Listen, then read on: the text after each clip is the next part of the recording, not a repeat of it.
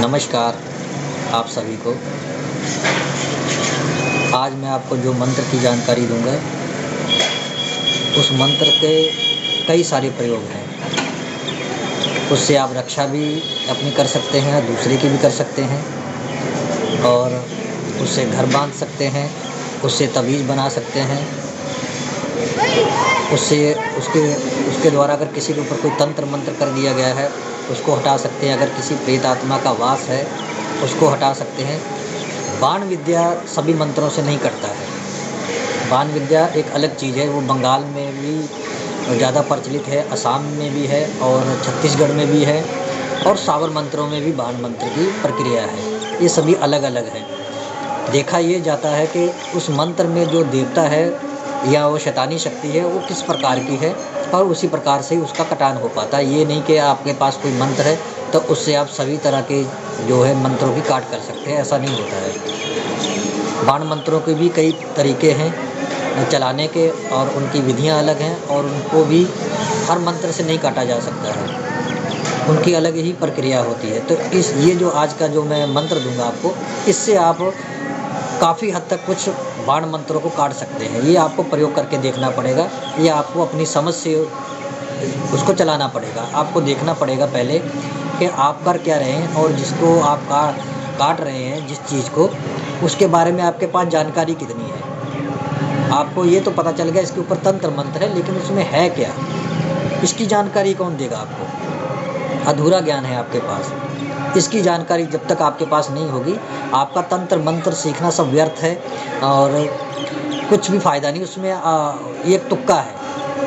आपने देखा, चेक किया कि हाँ इसके ऊपर तंत्र मंत्र है, आपके पास कुछ कातरी मंत्र है या कुछ और सावर मंत्र है, कुछ बंगाली मंत्र, कुछ भी हो सकता है, तो आपने चला दिया, उससे बात नहीं बनी, दूसरा चला दिया। तो ये अधूरा ज्ञान है। किसी भी कार्य को करने से पहले उसके बारे में जानकारी होना बहुत ही ज़रूरी है, जो आपके लिए भी सहूलियत है, और जिसके ऊपर आप वो प्रयोग करने वाले उसके लिए भी वो फ़ायदेमंद है। नहीं तो आपके प्रयोग के चक्कर में, एक्सपेरिमेंट के चक्कर में वो बेचारा और कष्ट झेलेगा, या उसकी जान भी जा सकती है। ये तो उस परिस्थिति के द्वारा ही देखा जा सकता है कि उसके ऊपर प्रभाव कैसा है, और कौन सी दुष्ट शक्ति का प्रभाव है, या किस तरह का उसके ऊपर तंत्र किया गया है। तंत्र के कई प्रकार हैं, ये जानना बहुत ज़रूरी है। सबसे पहले मैं यही कहूँगा कि आप किसी को भी चेक करते हैं तो उसके बारे में आपको संपूर्ण जानकारी होनी चाहिए कि जो आप देख रहे हैं क्या वो भ्रम है, क्योंकि मंत्रों द्वारा भ्रम भी पैदा किया जाता है। आप जो देखते हैं वो कभी कभी सच्चाई नहीं होती, उसके पीछे सच्चाई छिपी होती है। आगे पर्दा होता है जो आपको दिखाया जाता है, आप उसमें उसको विश्वास मान लेते हैं और उसके ऊपर कार्य करना शुरू कर देते हैं। ऐसा नहीं होता है। कभी भी जानकारी लेनी हो किसी चीज़ की तो उसके ऊपर ठंडे दिमाग से बैठकर, जिसकी भी आप आराधना करते हैं, इष्ट देव की, जो भी आपके गुरुदेव हैं, उनसे आपको चर्चा करनी चाहिए।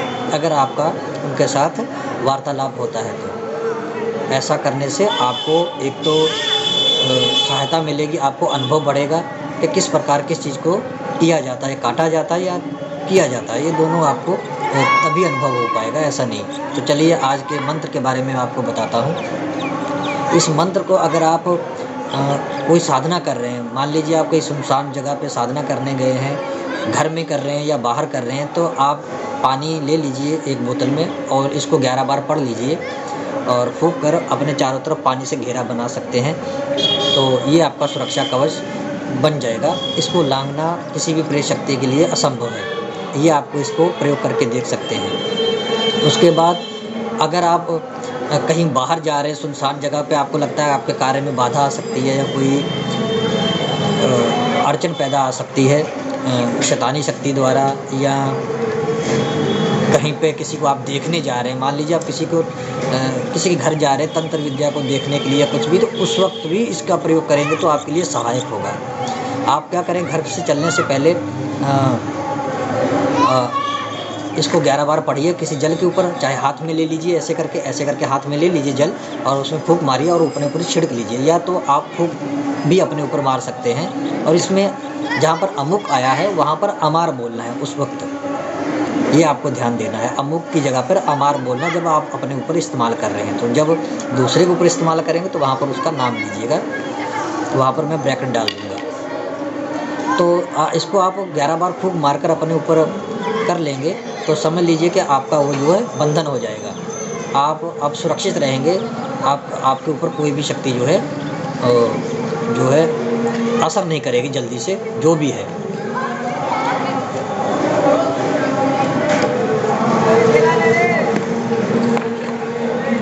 उसके बाद आपको करना क्या है, अगर किसी को धागा बनाकर देना है तो एक लाल धागा या काला धागा कोई भी ले लीजिए। ये रंगों से इतना महत्व नहीं है, वो महत्व देता है आपके शब्दों के ऊपर। आप धागा ले लीजिए और एक बार फूँक पड़िए और गांठ लगाते वक्त उसके ऊपर फूँक मारिए। ऐसा आपको 11 बार करना है और गले में बांध दीजिए। इससे उसकी सुरक्षा हो जाएगी। उसके ऊपर कोई भी तंत्र मंत्र या भूत प्रेत जो है वो दोबारा उसके ऊपर हावी नहीं हो पाएगा। ये आपको जो है धागे का मैंने प्रक्रिया बता दी। और तवीज़ अगर इसका बनाना है तो आप सफ़ेद आक जो है उस पुराना पेड़ होना चाहिए सफ़ेद आक का, और पूर्व दिशा की तरफ खड़े हो जाइए या उत्तर दिशा की तरफ खड़े हो जाइए। और मंगलवार के दिन आपको लाना है। जैसे कि आप ये मंगलवार को लाना है या रविवार को लाना है तो शुभ तिथि नक्षत्र देख लीजिए तभी लाइएगा। और कभी कभी ये नहीं कि मंगलवार के दिन आप ले आए तो मंगलवार के दिन ये भी देखिए नक्षत्र कौन सा है और तिथि कौन सी है, ये भी जानना बहुत ज़रूरी है। इसके बिना आप अधूरे हैं। ये नहीं कि मंगलवार को कह दिया तो मंगलवार को दिन अगर अशुभ तिथि चल रही होगी तो आपका तो वो कार्य सफल ही नहीं हो पाएगा। ऐसा नहीं है, उसका भी आपको ध्यान देना पड़ेगा। तो उससे पहले आपको निमंत्रण देना कि हे महाराज, मैं आपकी जड़ को फलाने अमुक के लिए तवीज़ बनाने के लिए आपकी जड़ को जो है धारण करवाना चाहता हूँ, तो कृपया मैं कल आपको लेने आऊँगा तो अपने पूर्ण गुण धर्म के साथ जो है मेरे साथ चलिए और अमुक आदमी की जो है सुरक्षा करिए। तो जब आप जड़ ले आएंगे, अगले दिन जाइएगा तो जड़ लेके आएंगे विधि विधान के साथ में। तो इस मंत्र को उस जड़ के ऊपर आपको 51 बार अभिमंत्रित करना है। अभिमंत्रित करके उस जड़ को तवीज़ में डाल दीजिए, चांदी का, तांबे का, जो भी आपको मिले, और ये 1 साल के लिए आपकी सुरक्षा हो जाएगी। धागा 6 महीने तक चलेगा और तवीज़ में ये जड़ को आपको अभिमंत्रित कर देंगे तो 1 साल तक आप जो है ये तवीज़ काम करेगा। उसके बाद फिर आपको इसी जड़ को आप जागृत कर सकते हैं या नई जड़ ला सकते हैं, नहीं तो इसी जड़ को आप फिर खोलकर धूप दीप दिखाकर जागृत करके दे सकते हैं। इसमें कुछ वो नहीं है। अगर जड़ खराब हो गई तो फिर बदलना पड़ेगा। अगर जड़ सुरक्षित है तो वो आप दोबारा अभिमंत्रित कर सकते हैं। ऐसा नहीं कि हर बार आपको नहीं लेनी पड़ेगी। अगर सुरक्षित है तो आप दोबारा कर सकते हैं, उसके ऊपर दोबारा यही प्रक्रिया कर सकते हैं। ये हो गया आपका। अगर किसी के ऊपर प्रेत सवार है और वो आ गया, कई बार क्या होता है हम लोग झाड़ा करने जाते हैं या किसी को ठीक करने जाते हैं तो कोई प्रेत शक्तियाँ आती हैं और जब हम कार्य करते हैं वो निकल लेती हैं। क्या करिए, जब आप झाड़ फूँक करने जा रहे हैं तो जब वो सवार हो जाए उसके ऊपर कोई चीज़, तो इसी से आप जो घेरा लगा दीजिए 7 बार या 11 बार मंत्र पढ़कर एक कील के ऊपर या पानी के द्वारा भी आप इसको कर सकते हैं। घेरा लगा देंगे, आप झाड़िए, देखिए और निकल के दिखाए, नहीं निकल पाएगा। जितना आप तंत्र मंत्र चलाना चलाइए वो निकल ही नहीं पाएगा अगर आपने बिल्कुल सटीक तरीके से इसका प्रयोग किया है तो वो नहीं निकल पाएगा। अगर किसी को झाड़ फूँक वैसे कर रहे हैं, किसी के ऊपर नहीं सवार हुई कोई चीज़, सवारी नहीं आई है, तो अगर झाड़ फूँक कर रहे हैं तो उसका फ़ायदा ये होगा आपको कि उस वक्त वो चीज़ नहीं है उसके शरीर में। आप झाड़ फूँक करिए, उसको आराम मिलेगा और उस वक्त ये तवीज़ बनाकर पहना देंगे तो वो ज़्यादा अच्छा रहेगा। क्योंकि अगर कुछ भी अंदर रह जाता तो तवीज़ पहनाने का कोई फ़ायदा नहीं होता, क्योंकि वो अंदर दबी रह जाती, आप काट नहीं पाएंगे उसको, निकल नहीं पाएगी वो। अगर कोई प्रेत आत्मा का उसके अंदर प्रवेश है तो वो नहीं निकल पाएगा। फिर आपको दिक्कत हो जाएगी। पहले देख लीजिए, चेक कर लीजिए कि जो आपने किया है वो वाकई में सफल हुआ है कि नहीं हुआ है, तो ये ज़रूरी है।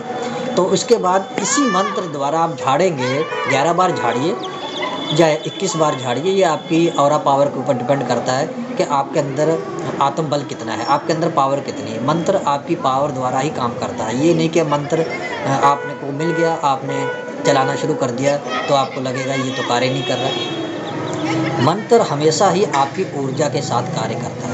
कोई भी मंत्र ले लीजिए, चाहे कैसा भी मंत्र, चाहे सावर मंत्र, असामी मंत्र, छत्तीसगढ़ी मंत्र, किसी प्रकार का भी मंत्र लीजिए, जब तक उसे आपकी ऊर्जा, आपकी आत्म बल की ऊर्जा उसके साथ नहीं चल लगेगी तब तक वो कार्य नहीं करेगा। जैसी आपकी ऊर्जा होगी वैसे ही मंत्र काम करेगा। कई मंत्र हमें ऊर्जा देते हैं, कई मंत्र हमारी ऊर्जा खाते हैं। ये भी अलग ही प्रक्रिया है। आप सोचते हैं कि जाप करने से आपका बल बढ़ता है और आप मंत्र शक्ति बढ़ती है, ऐसा नहीं होता। कई मंत्रों के द्वारा तो आपका शरीर का सत्यानाश हो जाता है, आपकी जो शक्ति होती है वो भी शून्य हो जाती है। ऐसे ऐसे मंत्र हैं, अगर आपने उसको 11 बार से 21 बार कर दिया और बल देने की बजाय आपका बल छीन लेंगे। ये कौन बताएगा आपको? ऐसी चर्चा कभी आपने सुनी है किसी से कि मंत्र ऊर्जा भी खाते हैं आपकी, आपको बलहीन भी करते हैं? कोई नहीं बताएगा आपको। अधूरा ज्ञान है, या तो फिर वो बताना नहीं चाहते। स्वयं को गुरु बनना है ना उनको, तो सारा रहस्य बता देंगे तो उनकी गुरु वाली उपाधि छिन जाएगी जो आप लोगों ने दी है। वो तो स्वयं को खुद को गुरु गुरु बोलते हैं, तो ऐसा नहीं होता है।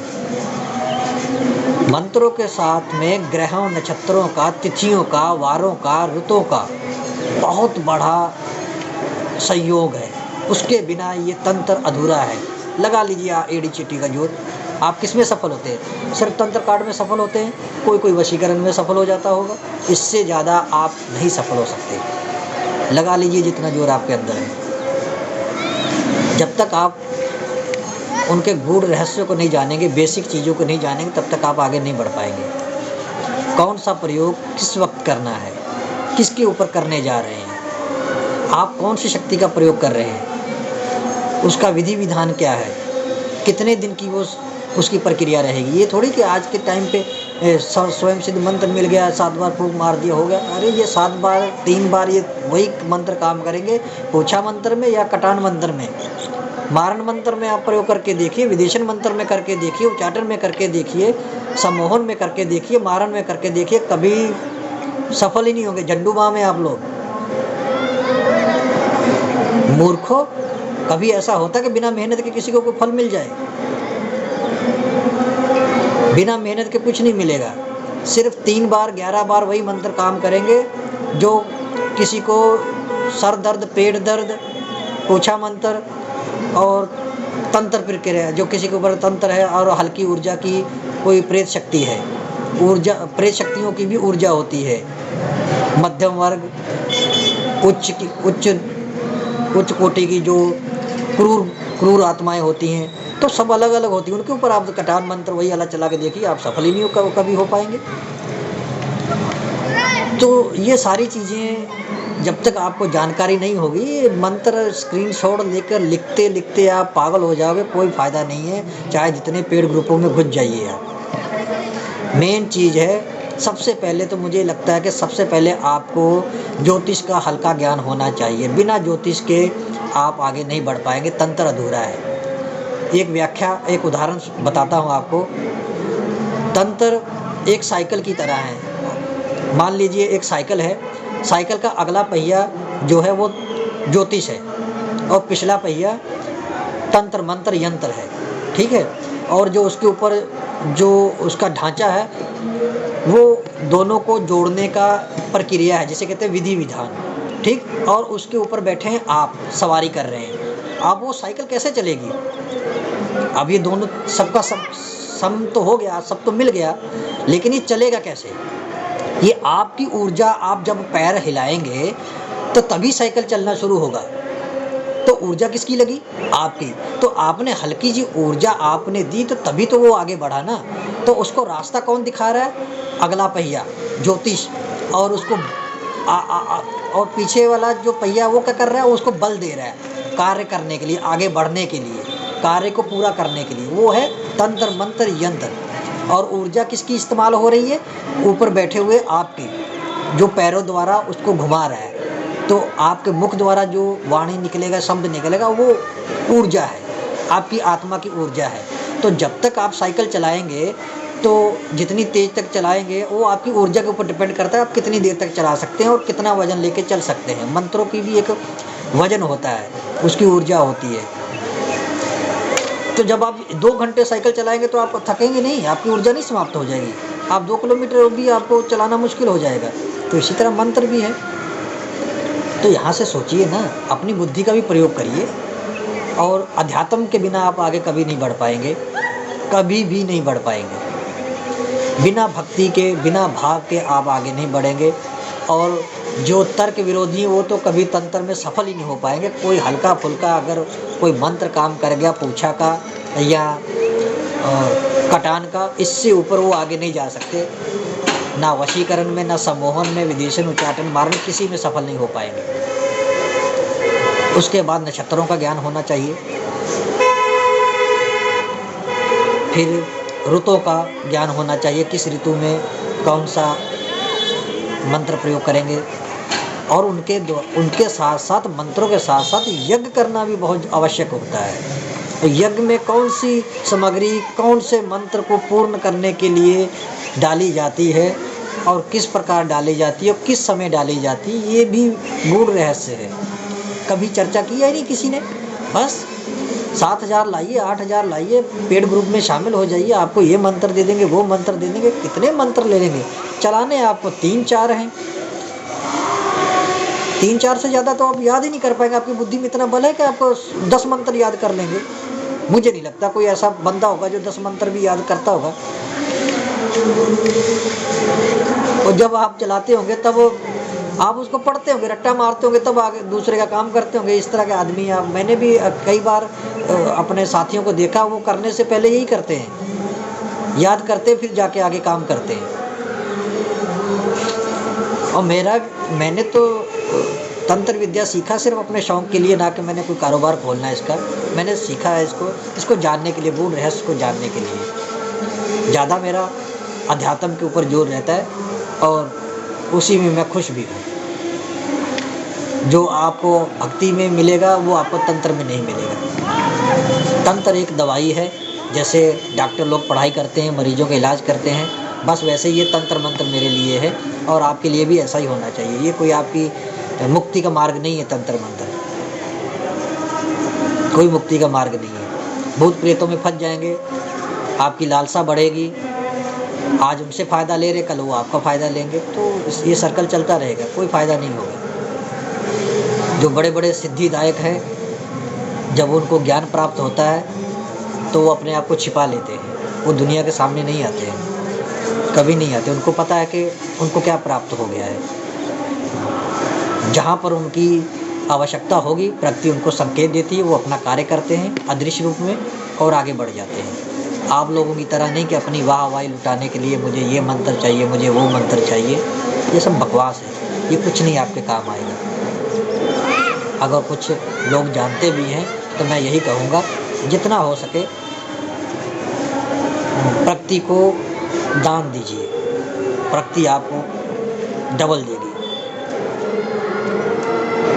कहने का मतलब ये है कि जितना हो सके आप अपनी तरफ से उसको बिना किसी के बताए आप उसका प्रयोग करिए। अगर आपको लगता है कि सामने वाले के साथ कुछ गलत हो रहा है और इसके ऊपर किसी ने तंत्र विद्या कर दी है, तो आपको पता है कि इसको मैं घर बैठे भी कर सकता हूँ, तो फूंक मार दीजिए, उसका कल्याण हो जाएगा। वो असली तंत्र है। ये नहीं कि आप 10 लोगों में बीच बैठकर ओम फट स्वाहा कर रहे हैं। ये वाहवाही के लिए, अपनी बड़ाई करने के लिए होता है। इससे कुछ हासिल नहीं होगा। हासिल कैसे होगा? घर में बैठकर लोगों का कल्याण करिए। आपकी नज़र में जो लगता है आप ये गलत है, उसको हटा दीजिए बिना बताए। पता मत चलने दीजिए, ना ही किसी को पता चलेगा कैसे हुआ, वो तो आप जानते हैं ना, आपने किया है। तो ये जन कल्याण होता है। ऐसे इस तंत्र का प्रयोग किया जाता है, ना कि लोगों के बीच में बैठकर किया जाता है। हाँ, कुछ लोग परेशान हैं तो वो अगर आपके पास आए तो करिए, लेकिन ज़्यादातर 90% नहीं 100% मैं कहूँगा, सब अपने अपने कर्मों का फल लेके भोग रहे हैं। किसी को व्यर्थ नहीं कुछ भी मिलता है। प्रकृति कभी किसी को दंड ही नहीं देती बिना वजह, कभी नहीं देती है।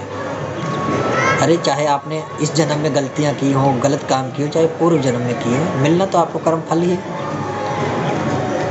कुछ ऐसे इंसान होते जो माध्यम बनते किसी प्रक्रिया में, जैसे आप माध्यम बने हुए हैं, तंत्र विद्या द्वारा किसी का इलाज कर रहे हैं, तो आपको क्या लगता है आप कर रहे हैं? वो आप नहीं कर रहे हैं। ईश्वर की शक्ति आपको माध्यम बना के वो कार्य कर रही है। आप में इतना समर्थ है कि आप किसी को ठीक कर लें, किसी प्रेत को अपने वश में कर लें या किसी तंत्र को काट लें? आप में समर्थ है? आपको लगता है? कभी आंखें बंद करके इसको सोचिए।